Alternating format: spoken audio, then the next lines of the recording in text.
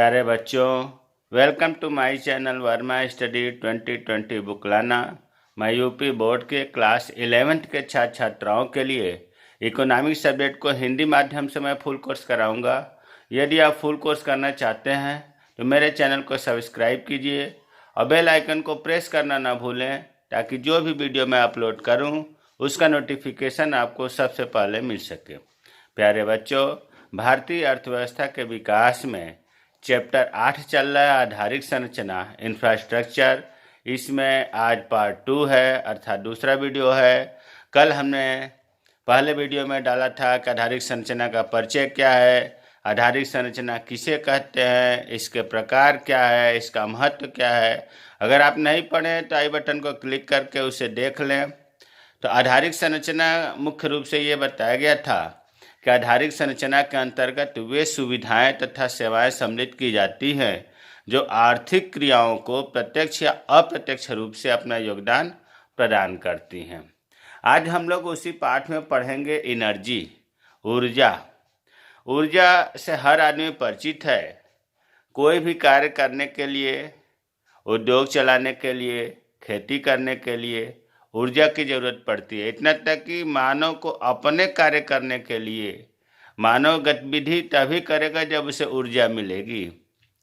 तो ऊर्जा के बिना हम किसी वस्तु के उत्पादन या सेवा का तो कल्पना ही नहीं कर सकते, और ऊर्जा से ही राष्ट्र की विकास प्रक्रिया चलती रहती है।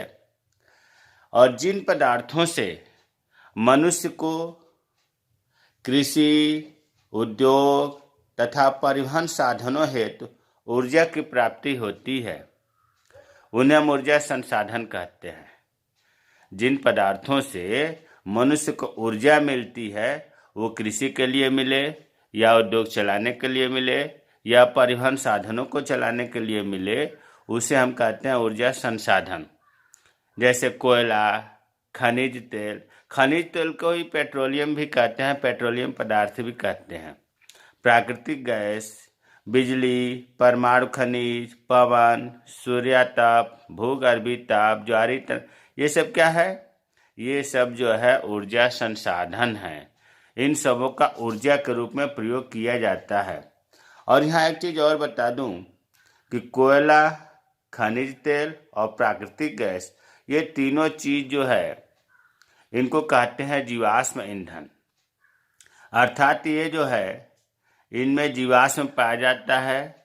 ये पेड़ पौधे के जमीन के अंदर दबने से काफ़ी दिनों बाद इनका निर्माण होता है, इसलिए इसे हम जीवाश्म ईंधन कहते हैं। इन्हीं तीन को कहते हैं, कोयला, खनिज तेल और प्राकृतिक गैस को। तो अब हमें उम्मीद है कि ऊर्जा समझ में आ गया होगा, या ऊर्जा संसाधन समझ में आ गया होगा कि कृषि, उद्योग तथा परिवहन साधनों के लिए जिन पदार्थों से ऊर्जा की प्राप्ति होती है उन्हें हम ऊर्जा संसाधन कहते हैं।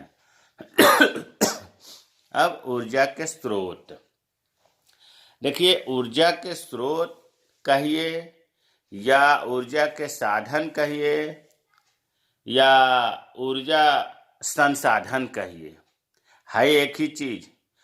अब ऊर्जा के स्रोत हम बता रहे हैं कि दो प्रकार का होता है, पारंपरिक स्रोत और गैर पारंपरिक स्रोत। लेकिन अगर हम साधन की दृष्टि से वर्गीकरण करें तो पारंपरिक साधन और गैर पारंपरिक साधन। साधन के दृष्टि से स्रोत के जगह पर साधन लिखेंगे, पारंपरिक साधन, गैर पारंपरिक साधन। अगर यहाँ पर होता ऊर्जा संसाधन, तो ऊर्जा संसाधन दो प्रकार का होता है, पारंपरिक ऊर्जा संसाधन, गैर पारंपरिक ऊर्जा संसाधन। देखिए, बहुत ज़्यादा कन्फ्यूजन न हो, जैसा पूछता है उसके अनुसार उत्तर देते हैं, तो इसीलिए हमने बता दिया। अब दूसरी बात यह है कि पारंपरिक को हम परंपरागत भी कहते हैं। क्या कहते हैं? लिख दे रहा हूँ, परंपरागत। अर्थात हम ये कह सकते हैं कि ऊर्जा के स्रोत दो प्रकार के होते हैं, परंपरागत स्रोत, गैर परंपरागत स्रोत। अब सबसे पहले हम बात करते हैं परंपरागत स्रोत को या परंपरागत साधन को या पारंपरिक स्रोत को या पारंपरिक ऊर्जा संसाधन को, मतलब ढेर सारे इसके नाम हो सकते हैं, लेकिन थोड़ा सा ध्यान देंगे पारंपरिक और परंपरागत एक ही चीज है। ये दो प्रकार का होता है, व्यावसायिक स्रोत और गैर व्यावसायिक स्रोत। व्यावसायिक स्रोत जितना पूरा उपभोग होता है ऊर्जा का जो कुल उपभोग है उसका 74% व्यावसायिक स्रोत से होता है। व्यावसायिक स्रोत क्या है अभी आगे हम लोग पढ़ेंगे और समझ में खूब अच्छी तरह आएगा। बस आप ये जानिए कि पारंपरिक स्रोत का जितना कुल उपभोग होता है ऊर्जा का उसका 74% व्यावसायिक स्रोत से होता है, और 74 जब निकाल लेंगे 100 में से तो 26 बचा, 26% गैर व्यावसायिक स्रोत से होता है। ये चीज बहुत कठिन नहीं है। फिर एक बार समझिए, पारंपरिक स्रोत जितना ऊर्जा का जितना पारंपरिक स्रोत का उपभोग होता है उसका 74% व्यावसायिक स्रोत से और 26% गैर व्यावसायिक स्रोत से आता है। अब व्यावसायिक स्रोत किसे कहते हैं? देखिए, व्यावसायिक स्रोत और गैर व्यावसायिक स्रोत बहुत अच्छी तरह से समझना है, फिर उसके बाद हम आगे पारंपरिक स्रोत और गैर पारंपरिक स्रोत में अंतर करेंगे। व्यावसायिक स्रोत, इसमें पहले तो उदाहरण याद करिए, कोयला, खनिज तेल, प्राकृतिक गैस, बिजली, परमाणु खनिज इत्यादि आते हैं। हमने मुख्य रूप से 3, 4, 5 हैं, इन्हें तो जरूर याद रखना है। कोयला, खनिज तेल को पेट्रोलियम भी कहते हैं, प्राकृतिक गैस, बिजली, परमाणु खनिज। अब ये जो 74% व्यावसायिक स्रोत हो रहा था उपभोग, इसमें सबसे ज्यादा कोयला का होता है, कोयला का 54%। इसीलिए हमने यहाँ ब्रैकेट में लिख दिया कि कुल व्यावसायिक स्रोत का 54% तो कोयला ही यूज में आता है, 32% खनिज तेल आता है, 10% प्राकृतिक गैस आता है और बिजली 2% आता है। तो कम से कम कोयला, खनिज तेल, प्राकृतिक गैस तो याद रखना ही है।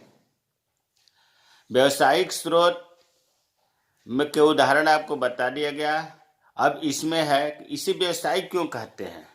देखिए, व्यावसायिक या व्यवसाय करना, व्यवसाय में क्या होता है, पूछा जाता है ना कि आप कौन से व्यवसाय करते हो। तो इसमें जो व्यवसायिक इसलिए इसे कहा जाता है कि इसके जो उदाहरण हैं, जो इसके अंदर सम्मिलित किए जाते हैं, जो स्रोत है, उन्हें खरीदा या बेचा जाता है। अर्थात इन वस्तुओं को, इन स्रोतों का कीमत होता है, तभी तो कोई उस कीमत पर खरीदेगा या उस कीमत पर बेचेगा। तो पहला व्यावसायिक स्रोत की उदाहरण हो गया, और दूसरा हो गया कि इन्हें खरीदा या बेचा जा सकता है, इसीलिए इन्हें व्यावसायिक कहा जाता है। और तीसरा है कि इनका प्रयोग मुख्यतः वाणिज्यिक व औद्योगिक उद्देश्य के लिए होता है। कॉमर्शियल और इंडस्ट्रियल उद्योग चलाने के लिए ही व्यावसायिक स्रोत का उपयोग होता है। तो व्यावसायिक स्रोत, हमें उम्मीद है कि आपको समझ में आ गया होगा कि इसमें कोयला, खनिज तेल, प्राकृतिक गैस, बिजली, परमाणु खनिज इत्यादि आते हैं, और ये व्यावसायिक हैं क्योंकि इन्हें खरीदा या बेचा जा सकता है, इन वस्तुओं की कीमत होती है, और इनका प्रयोग मुख्यतः वाणिज्यिक और औद्योगिक उद्देश्यों के लिए होता है। अगर आप परसेंटेज नहीं याद कर पाते हैं तो कोई बात नहीं, लेकिन जितना अगर परसेंटेज लिखेंगे तो सोने पर सुहागा होगा, नंबर अच्छे आएंगे। अब गैर व्यावसायिक स्रोत, जो कुल ऊर्जा का उपभोग हो रहा था उसका 26% गैर व्यावसायिक स्रोत से उपभोग होता है। इसमें क्या आता है? इसमें जलाऊ लकड़ी, जो जलाने लायक है, ईंधन वाली लकड़ी, कृषि अपशिष्ट, जो खेती से अवशेष बचा रहता है, कूड़ा कचरा, पशु अपशिष्ट अर्थात सूखा गोबर, जिसे हम उपला भी कहते हैं, ये आते हैं। इनमें 3 उदाहरण इसके दिए गए, जलाऊ लकड़ी, कृषि अपशिष्ट, पशु अपशिष्ट इत्यादि आते हैं। ये गैर व्यावसायिक कहे जाते हैं। गैर व्यावसायिक इसलिए कहे जाते हैं कि ये जो है प्रकृति के द्वारा या जंगलों से हमें निःशुल्क मिलते हैं। इनका कोई कीमत नहीं होता, ना हम खरीदते हैं ना बेचते हैं, ये फ्री में मिलते हैं प्रकृति के द्वारा या जंगलों से। इनका प्रयोग कहाँ होता है? मुख्यतः घरेलू तथा उपभोग उद्देश्यों के लिए होता है। खाना बनाने में ही तो होता है, इन सब का प्रयोग घर पर ही उपयोग होता है। तो अगर व्यावसायिक स्रोत और गैर व्यावसायिक स्रोत में अंतर पूछे तो इन्हीं में उदाहरण एक अंतर होगा, और इसे व्यावसायिक क्यों कहते हैं, इसे गैर व्यावसायिक क्यों कहते हैं, दो हो गया, और इनका प्रयोग तीन अंतर हो गया। इन तीन अंतर से आप व्यावसायिक स्रोत और गैर व्यावसायिक स्रोत में अंतर कर लेंगे। और अगर केवल पूछा जाए व्यावसायिक स्रोत किसे कहते हैं तो ये पूरा वर्णन हो जाएगा, गैर व्यावसायिक स्रोत किसे कहते हैं ये पूरा वर्णन हो जाएगा। अब आते हैं गैर पारंपरिक स्रोत या गैर परंपरागत स्रोत या गैर परंपरागत साधन या गैर परंपरागत ऊर्जा संसाधन, इतना इसके कह सकते हैं। इसमें आता है सौर ऊर्जा, सूर्य से ऊर्जा, पवन ऊर्जा, हवा से ऊर्जा, ज्वारीय ऊर्जा अर्थात ज्वार भाटे से ऊर्जा, भूतापीय ऊर्जा, भूताप से ऊर्जा, बायोगैस इत्यादि। इनके उदाहरण 1 2 3 4 5 6 इनके उदाहरण लिखे गए हैं। अब अगर आपको व्यावसायिक स्रोत और गैर व्यावसायिक स्रोत में अंतर करना हो तो आप तो कर देंगे, लेकिन अगर पूछा जाए कि परंपरागत स्रोत और गैर परंपरागत स्रोत में क्या अंतर है, या पारंपरिक स्रोत गैर पारंपरिक स्रोत में क्या अंतर है, ऐसा भी पूछा जा सकता है कि पारंपरिक स्रोत किसे कहते हैं। तो जब पारंपरिक स्रोत पूछा जाए तो इन दोनों की बातें लिखनी होंगी। तो हम आते हैं, अब पढ़ते हैं परंपरागत स्रोत और गैर परंपरागत स्रोत में अंतर। परंपरागत स्रोत ये जो है, जो ग्रामीण क्षेत्र के लगभग 60% परिवार इन्हीं साधनों का उपयोग करता है। तो पहला अंतर देखते हैं, परंपरागत साधन में उदाहरण से ही अंतर किया गया है। इसमें मानव, पशु, ईंधन, कोयला, खनिज तेल, प्राकृतिक गैस, जल विद्युत शक्ति ऊर्जा के परंपरागत साधन है। अब देखो, विद्युत शक्ति मतलब बिजली में यहाँ जल विद्युत शक्ति इसलिए लिखा गया है कि बिजली 3 तरह से तैयार होती है, ताप से, जल से और परमाणु खनिज से। तो जो जल विद्युत, जल के द्वारा जो बिजली तैयार होती है ये परंपरागत है, इसलिए जल विद्युत शक्ति लिख दिया गया है ताकि ये क्लियर रहे। तो उदाहरण इसमें आपका जितने ऊपर बताए गए थे सब ये परंपरागत साधन में लिखेंगे। अब इसका उदाहरण सौर ऊर्जा, भूतापीय ऊर्जा, ज्वारीय ऊर्जा, पवन ऊर्जा, बायोगैस। बायोगैस देखिए, बायोगैस ये गोबर गैस प्लांट में गोबर डाल करके कूड़ा कचरा मल मूत्र गोबर से निर्मित किया जाता है, जिसे हम बायोगैस कहते हैं। ये ऊर्जा के गैर परंपरागत साधन हैं। दूसरा अंतर, जल विद्युत शक्ति को छोड़कर अन्य सभी साधन अनवीकरणीय हैं। अनवीकरणीय, अ का मतलब होता है नहीं, नवीकरणीय का मतलब होता है निर्माण करना, नया करना। मतलब इसका हम निर्माण नहीं कर सकते, इसलिए जल विद्युत शक्ति को छोड़कर, क्योंकि जल विद्युत शक्ति जो है जल मिलता रहेगा तब तक हम इसे बनाते रह सकते हैं। तो इसे छोड़ करके जितने भी ऊपर आपने उदाहरण देखा ये सब अनवीकरणीय संसाधन हैं। अनवीकरणीय का मतलब होता है जिनका हम नवीनीकरण नहीं कर सकते, जिनका हम पुनः उत्पादन नहीं कर सकते, अर्थात ये समाप्त हो जाएगा तो फिर नहीं मिलेगा, अर्थात इनका एक बार उपयोग कर लिए जाने के उपरांत ये सदैव के लिए समाप्त हो जाते हैं, जिसे हम अनवीकरणीय संसाधन कहते हैं। गैर परंपरागत संसाधन, ऊर्जा के गैर परंपरागत साधन नवीकरणीय होते हैं, मतलब इनका नवीनीकरण होता रहता है, इनका निरंतर उपयोग किया जाता रहेगा। जैसे उदाहरण मान लो कि जब तक ब्रह्मांड रहेगा और ब्रह्मांड में जब तक सूर्य रहेगा हमें सोलर एनर्जी लगातार प्राप्त होती रहेगी। तो ये जो है दूसरा अंतर अनवीकरणीय और नवीकरणीय से हुआ। अब तीसरा अंतर, परंपरागत संसाधन को या परंपरागत साधन को हम क्षयी साधन भी कहते हैं। क्षय का मतलब होता है नष्ट हो जाना, समाप्त हो जाना। तो गैर परंपरागत साधन को क्या कहेंगे? अक्षयी संसाधन या अक्षयी साधन भी कहेंगे।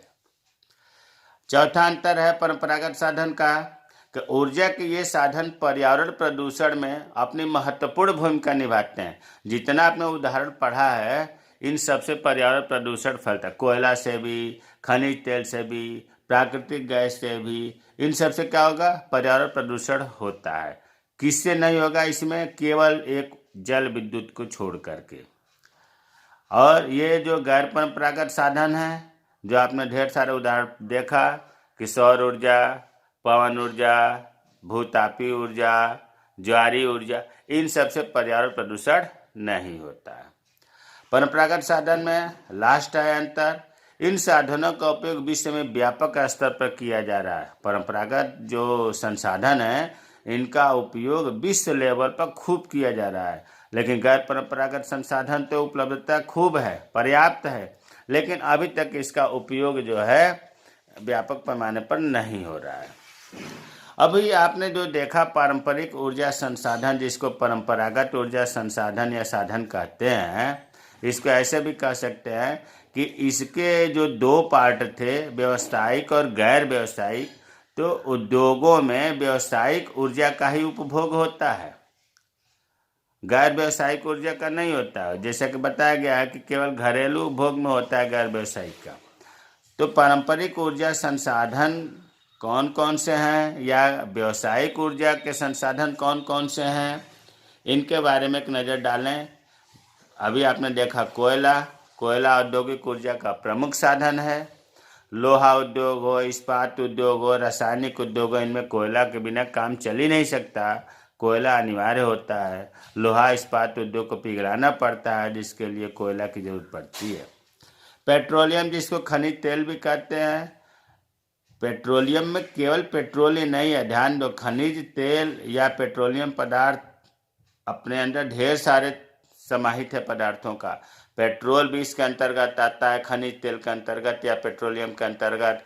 मिट्टी का तेल भी आता है, मोबिल ऑयल भी आता है, ग्रीस भी आता है, डीजल भी आता है, सबको हम खनिज तेल कहते हैं। खनिज तेल जमीन से निकलता है, फिर उसको हम मशीनों की सहायता से उसको शुद्ध करते हैं, तब ये विभिन्न प्रकार के तेल बनते हैं। खनिज तेल का उपयोग वायुयान, जलयान, रेलगाड़ियाँ, मोटर, अन्य वाहनों के संचालन में किया जाता है। आपको पता है कि जितने भी वाहन हैं डीजल या पेट्रोल से चलाए जाते हैं। इसके अलावा इससे प्लास्टिक, वार्निश, पॉलिश, मोमबत्ती, वैसलीन आदि पेट्रोलियम पदार्थ से, मतलब खनिज तेल से बनाए जाते हैं। प्राकृतिक गैस, जो कि पारंपरिक ऊर्जा संसाधन है या व्यावसायिक ऊर्जा संसाधन है, यह पेट्रो रसायन उद्योग, पेट्रो रसायन जो उद्योग हैं उनमें कच्चा माल का काम करता है और सिलेंडरों में भरकर रसोई ईंधन के रूप में प्रयोग किया जाता है। इसका उपयोग रासायनिक उर्वरकों को बनाने में भी प्रयोग किया जाता है, प्राकृतिक गैस का। चौथा है बिजली। भारत में जो बिजली के 3 महत्वपूर्ण स्रोत हैं, पहला है थर्मल पावर, तापीय विद्युत। तापीय विद्युत कोयला हुआ, तेल, प्राकृतिक गैस, जो जीवाश्म ईंधन है, इनसे जो है इसे उत्पन्न किया जाता है। 67% ताप से ही विद्युत उत्पन्न होता है। सबसे ज़्यादा थर्मल पावर से ही विद्युत उत्पन्न किया जाता है और इसमें कोयला, तेल, प्राकृतिक गैस का प्रयोग किया जाता है।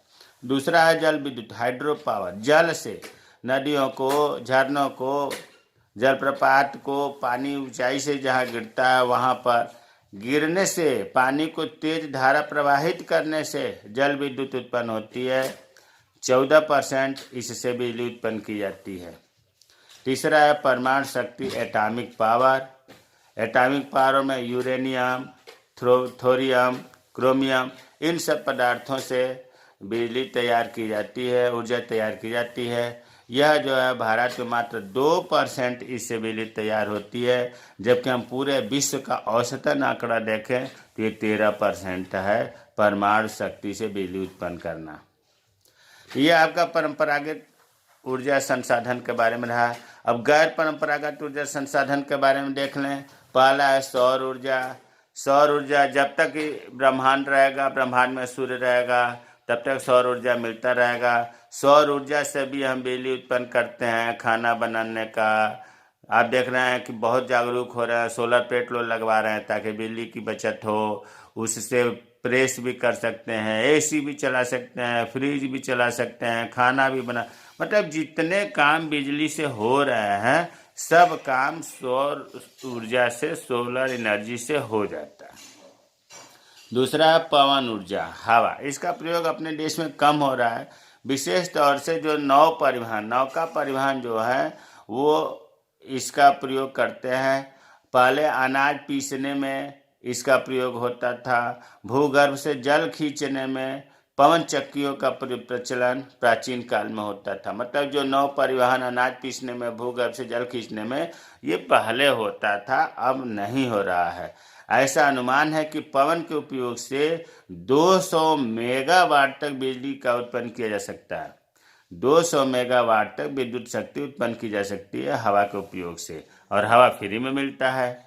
तीसरा है ज्वारीय ऊर्जा। भारत की समुद्री सीमा लगभग 6100 किलोमीटर लंबी है। तटीय सीमा जो भारत की है, जो समुद्र से लगा हुआ है, 6161 किलोमीटर लंबी है। और तटीय क्षेत्रों में ज्वार भाटा की प्रक्रिया से हम ज्वारीय ऊर्जा का उत्पादन सुगमता से कर सकते हैं। ज्वार भाटा आता है, उनको रोकें, उनसे ऊर्जा तैयार करें, जिसे हम ज्वारीय ऊर्जा कहते हैं। इससे बिजली या ऊर्जा उत्पन्न होता है। चौथा है भूतापीय ऊर्जा। देखिए, भूतापीय ऊर्जा केवल उन्हीं क्षेत्रों में संभव होता है जहां गर्म जल के स्रोत पाए जाते हैं। और गर्म जल के स्रोत कहाँ मिलते हैं? ज्वालामुखी क्षेत्रों में होते हैं। और भारत में ज्वालामुखी क्षेत्र कम है, अर्थात भूतापीय ऊर्जा या भूतापीय ऊर्जा संसाधन की कमी है। पांचवा है बायोगैस। जो गोबर से या कूड़ा कचरा से जो है गोबर गैस प्लांट में गोबर डाल करके बायोगैस तैयार किया जाता है। इस बायोगैस से भी खाना बन जाता है, लाइट जल जाता है, अर्थात इससे भी बिजली का काम होता है, बिजली उत्पन्न होती है। तो प्यारे बच्चों, आधारिक संरचना में आज हम लोगों ने ऊर्जा के बारे में पढ़ा। ऊर्जा के बारे में परंपरागत ऊर्जा, गैर परंपरागत ऊर्जा, फिर परंपरागत ऊर्जा के दो प्रकार, व्यावसायिक ऊर्जा, गैर व्यावसायिक ऊर्जा पढ़े। हमें उम्मीद है कि समझ में आया होगा। अगर नहीं समझ में आया होगा तो कमेंट बॉक्स में कमेंट करें, मैं रिप्लाई करूंगा। मेरे चैनल को सब्सक्राइब कीजिए। जय हिंद, जय भारत।